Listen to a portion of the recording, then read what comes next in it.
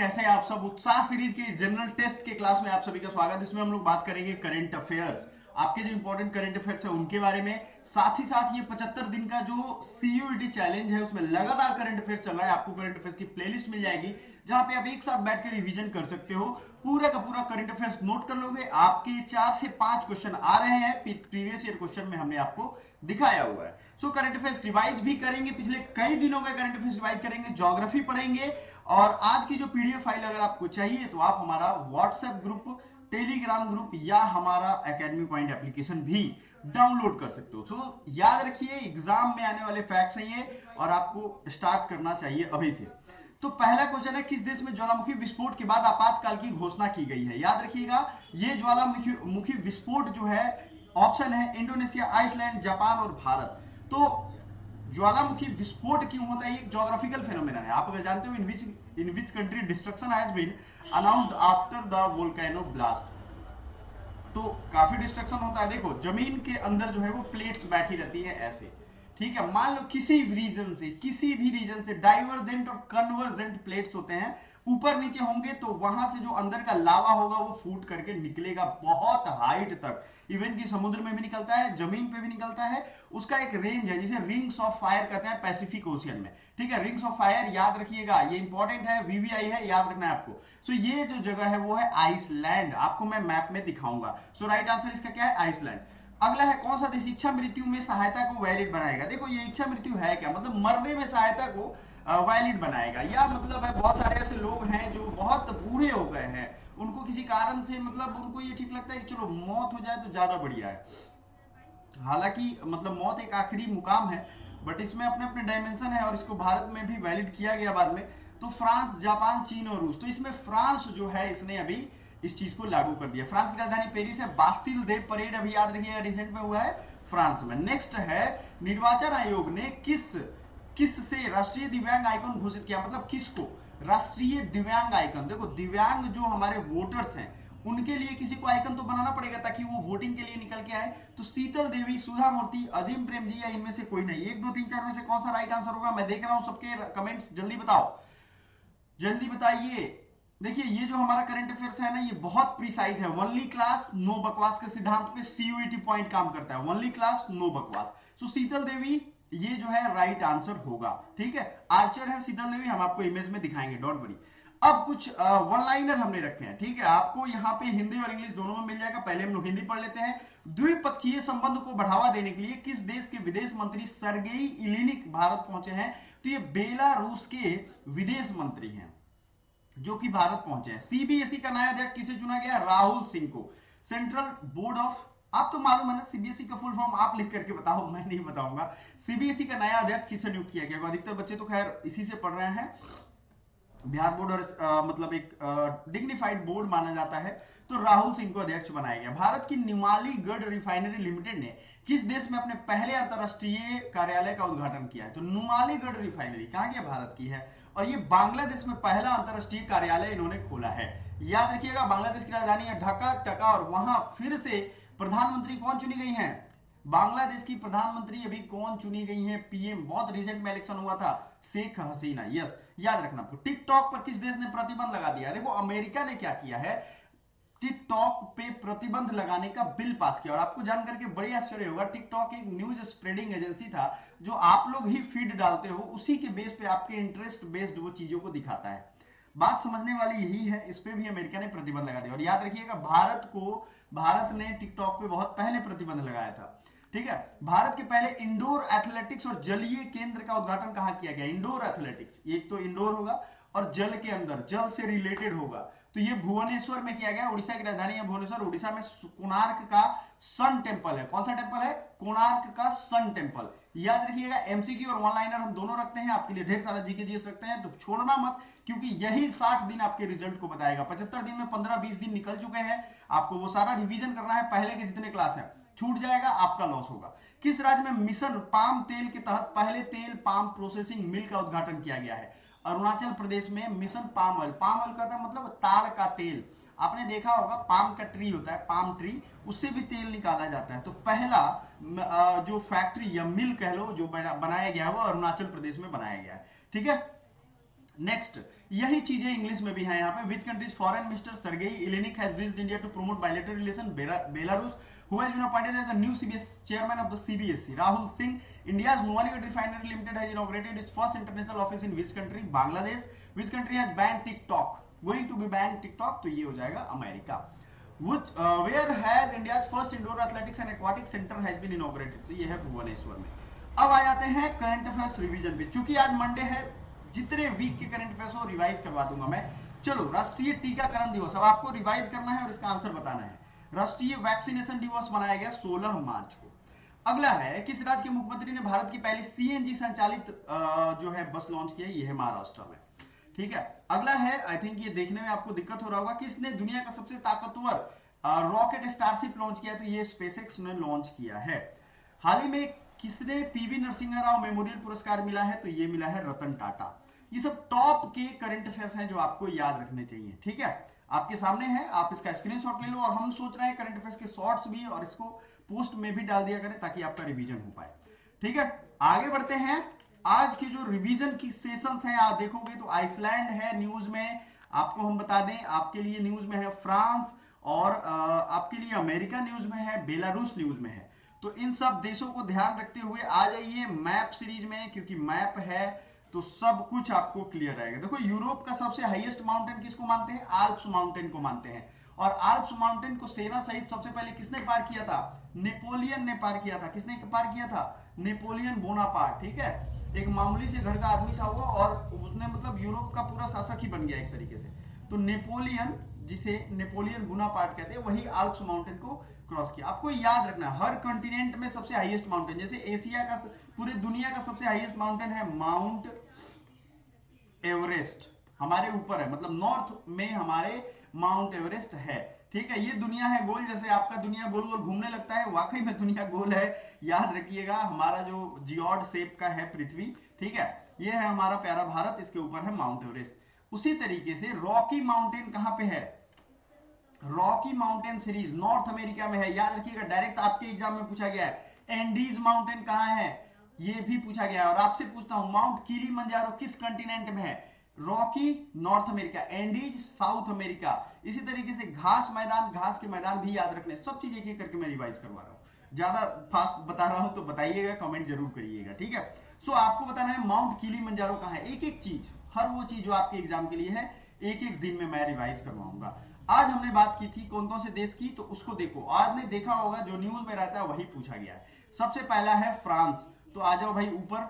France कहां है, मैंने कल ही दिखाया था। देखो, ये है पुर्तगाल, जहां से सबसे पहले 1498 में आए थे। उसके बाद स्पेन, और ये हो गया फ्रांस। अच्छा, जो बच्चे संडे को करंट अफेयर्स हमारा नहीं देखे होंगे, प्लीज, बहुत शॉर्ट टाइम का रहता है संडे को, मात्र हमने 10 मिनट का ही बनाया था ताकि आपका आदत ना छूटे। देखो, आपके 60 दिन जो बचे हैं, आपको डिक्लेयर कर दिया गया है कि आपका एग्जाम इसी बीच में होना है। तो याद रखिएगा, एग्जाम इस बीच में होगा तो आपको एग्जाम देना है, भागना नहीं है, किसी चीज से भागना समाधान नहीं है, याद रखना है आपको लंबे समय तक। अगला जो आपको याद रखना है वो क्या है, फ्रांस की राजधानी है पेरिस, यहाँ पे बास्टिल डे परेड होता है, और यहीं पे आईफिल टावर है। आईफिल टावर, जहां पे लोग जाकर के अपने अपने प्यार का इजहार करते हैं, सपना देखते हैं कि वो आईफिल टावर पर ले जाके तुम्हें प्रपोज करूंगा। ठीक है, तो ये यहीं पे है फ्रांस में।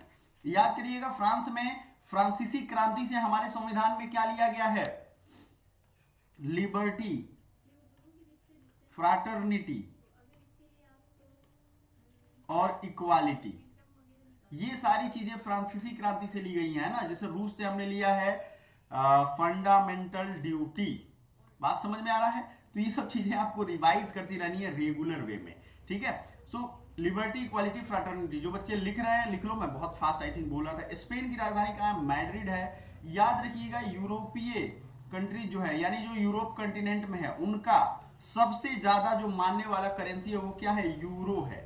और यूरो करेंसी जो है, आपको ये एकदम ध्यान देना है कि यूरो करेंसी जैसे डॉलर का होता है, उसी तरीके से यूरो का अलग साइन होता है ना। आई थिंक ये होता है ऐसे, ऐसे कर देने के बाद ऐसे ऐसे करके होता है। ठीक है, तो ये यूरो का साइन आपको भूलना नहीं है, ये याद रखना है।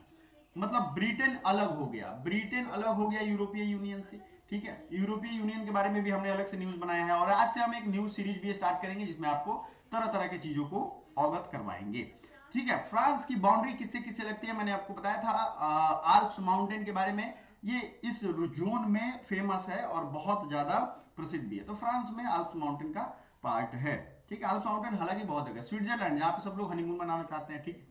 उसके बाद कुछ और इंपॉर्टेंट यहाँ के आसपास की चीजों को याद कर लो। देखो ये है बेल्जियम की राजधानी ब्रुसेल्स, ठीक है। बेल्जियम क्या है, यहाँ पे नाटो का हेडक्वार्टर है, NATO। ये नाटो है क्या, नॉर्थ अटलांटिक ट्रीटी ऑर्गेनाइजेशन। आपको मालूम है ना, यूक्रेन और रूस के बीच में जो लड़ाई चल रही है उसका सबसे बड़ा रीजन क्या है, नाटो का। यूक्रेन मतलब नाटो में शामिल होना चाहता है और रूस जानता है कि अगर ये शामिल हो गया तो हमारे देश की बाउंड्री पे मिसाइल सब तैनात कर देगा। इसी तरीके से बेल्जियम की ब्रुसेल्स हो गया और ये हो जाएगा एम्स्टर्डम। एम्स्टर्डम इस कंट्री का नाम क्या है जिसकी राजधानी एम्स्टर्डम है। तो छोटे छोटे ये कंट्री है, याद रखिएगा। ये फ्रांस के ऊपर बेल्जियम है और ये है नीदरलैंड। नीदरलैंड की राजधानी है एम्स्टर्डम। उसके ऊपर है ये डेनमार्क। और आपको हमने बताया था कि आपको बताएंगे आइसलैंड कहाँ है। सो आप देखो आइसलैंड कहाँ, आइसलैंड मतलब ये पूरा जगह ही बर्फ है मैक्सिमम। तो ये हो जाता है आपका आइसलैंड। इसकी राजधानी क्या है मालूम है आपको, इसकी राजधानी का नाम देख लो, यहाँ पे रैकजेविक करके है। ये कैसे लिखा जाता है ये भी देख लो, REY की JAYK, रियाकजेविक, ठीक है। ये आइसलैंड हो गया। अब आपको हमने एक दिन और बताया था स्कैंडिनेवियन कंट्री, कोई भी जो इंडेक्स आता है, हैप्पीनेस इंडेक्स, जीडीपी इंडेक्स, सब में नॉर्वे, स्वीडन, फिनलैंड, ये 3 ऐसे देश हैं जो टॉप पे रहते हैं। मतलब यहाँ के लोग सबसे ज्यादा खुशहाल है, वो रैंकिंग भी उन्हीं का है, ठीक है। हमारे हिसाब से सबसे ज्यादा खुश लोग जापान के उन गांव में रहते हैं जिनका मतलब मैक्सिमम जो पेशा है ना वो उसी पे डिपेंडेंट है, वो किसी पे ज्यादा ना बीमार होते हैं, उनकी सारी जो एक्टिविटी है वो काफी इकोलॉजिकल बैलेंस्ड है।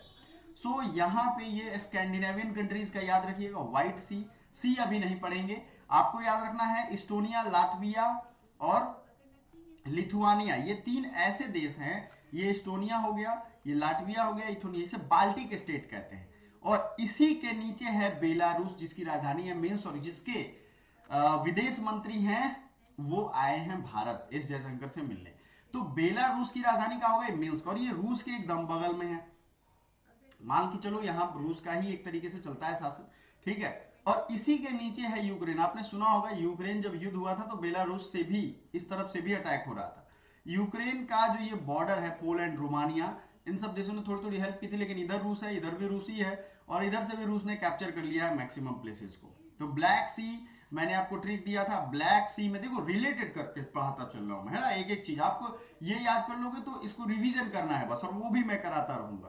तो ये ब्लैक सी का है RUBGT, रसिया और रोमानिया, रूस और Romania. U for Ukraine, B for Bulgaria, G for Georgia. देखो है ना, ये सब देश है, बुल्गारिया, रोमानिया है, जॉर्जिया, T फॉर टर्की। ये सब के सब ब्लैक सी यानी काला सागर को घेरे हुए हैं। आपने सुना होगा काला सागर को, sorry for that, so sorry for that. तो ये याद रखना है ब्लैक सी को सराउंडिंग कंट्रीज। इस इलाके में अभी मतलब आप बात करोगे काफी युद्ध मतलब फैला हुआ है और बहुत ज्यादा परेशानी है बच्चों को, हर किस्म के लोगों को यहाँ पे बहुत परेशानी का सामना करना पड़ रहा है। तो आप सबको ये चीजें समझनी पड़ेंगी कि रसिया और रोमानिया इनका क्या रोल है भाई। तो आपको दिख गया होगा, ये है तुर्की, ये है सीरिया, ये है इराक, ठीक है। ये चीज आपको एकदम याद कर लेना है, कौन से देश की राजधानी क्या है, करेंसी क्या है। इधर का सबसे बड़ा 2 देश है, ईरान, ईरान की राजधानी है तेहरान और इराक की राजधानी है बगदाद। सऊदी अरब की राजधानी है रियाद। मैं बार बार बता रहा हूं आप सबके लिए ये जरूरी होने वाला है। मैं ज्यादा तो आज नहीं पढ़ाऊंगा, इतना ही रहने देता हूं। आपके जो देशों की हमारे यहाँ बात हुई थी, फ्रांस हुई थी, बेलारूस हुई थी और एक और देश था, मैं देख लेता हूं छूटे ना हो, आइसलैंड भी हमने दिखा दिया आपको। हो गया आपका, आई थिंक कंप्लीट हो गया है जो देश याद करने हैं उनको, ठीक है। चलिए अब बात करते हैं कि भारत के बारे में कुछ फैक्ट्स, जो आपको जीके जीएस के फैक्ट्स हैं वो हम आपको याद दिलवाएंगे। याद रखिए मैप में आपको वो सारी चीजें मिल जाएंगी जो आपके काम की हैं। मैप से याद मैं क्यों करवाता हूं, क्योंकि मैप आपको लंबे समय तक याद रहता है, देखते हो उस चीज को, विजुअलाइज करते हो, बात आप समझने वाली है और इसको समझोगे भी अगर आप पढ़ोगे तब। ठीक है। सो नेचुरल बाउंड्री इंडिया का कौन कौन से देशों से लगता है, आज इसी को याद करो। सबसे ज्यादा बांग्लादेश के साथ, ठीक है, सबसे ज्यादा बांग्लादेश 4016 किलोमीटर। उसके बाद जो है इधर पाकिस्तान है, और ऊपर सबसे ज्यादा एरिया लगता है यहां से यहां चाइना, तो 3933 किलोमीटर, ठीक है। उसके बाद पाकिस्तान है। ये मत सोचिएगा कि पाकिस्तान से हमारी बाउंड्री सबसे ज्यादा लगती है। क्लियर है ये चीज? बिल्कुल। ज्योग्राफी आज हमने ज्यादा पढ़ा दिया, हमने सोचा आज मैप से आपको कुछ ना कुछ तो जरूर पढ़ाऊंगा, ठीक है। भारत के पड़ोसी देशों में आपको याद रखना है कि पाक की खाड़ी और मन्नार की खाड़ी से कौन अलग होता है, श्रीलंका, ठीक है। पाक की खाड़ी PALK स्टेट, इंग्लिश में लिखोगे तो PALK होता है, और मन्नार की खाड़ी यहीं पे सी डुगोंग पाया जाता है, सी डुगोंग, ठीक है। अगला जो पॉइंट याद रखना है आपको वो ये है कि भारत के पड़ोसी देश में नेपाल भी है, जिसके पास माउंट एवरेस्ट, और हमारे देश का सबसे हाईएस्ट चीज क्या है, K2 है, जो कि K2 कहाँ है, यहाँ पे है। माउंटेन सीरीज में लद्दाख, जास्कर, ये सब अगर हम बात करेंगे, पीर पंजाल रेंज हो गए, तो ये सब हिमालय के रेंज है ना, शिवालिक रेंज, ठीक है। पंजाब को 5 नदियों की भूमि कहते हैं, और ये यही हिमालय से ही निकलती हैं, झेलम, चेनाब, रावी, ब्यास, सतलज, ये सब की सब नदियां इधर से ही होकर के आती हैं। तो पंजाब को 5 नदियों की भूमि, थोड़ा सा एरिया पंजाब को कवर करती है, करते हुए निकल जाती है, और वहां सिंचाई का अच्छा साधन है, सरकार ने भी उसको यूटिलाइज किया है, और वहां की खेती में अप्रत्याशित वृद्धि हुई है। भूटान यहाँ पे भारत का पड़ोसी देश है, भूटान और नेपाल के बीच में हमारा एक स्टेट है, उसका नाम है सिक्किम, और ये सिक्किम को याद रखिएगा, ये नॉर्थ ईस्ट का गेटवे है। तो नेपाल की राजधानी है काठमांडू, और भूटान की राजधानी है थिम्पू, याद रहेगा। टुगरिक यहाँ की करेंसी है, ठीक है। अब जो है जम्मू कश्मीर, यहाँ पे आपको मालूम है 2 भाग में इसको बांटा गया, लद्दाख, लद्दाख के लिए सोनम वांगचुक ने अपना indefinite strike, hunger strike start कर दिया है, याद रखिएगा।